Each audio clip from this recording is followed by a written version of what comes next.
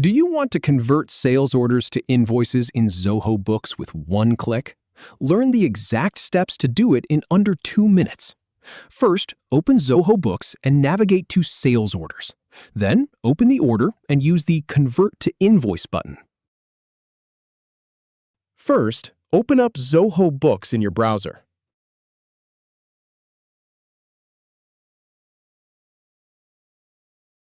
Then, click on the Sales module from the left sidebar.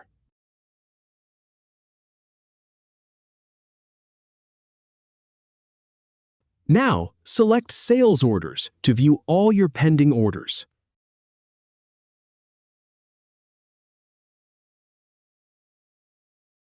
Locate the specific sales order you'd like to convert and open it.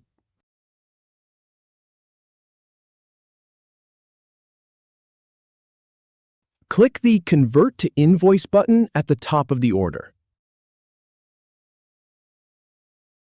Finally, hit Save and Send to deliver the invoice to your customer. That's it.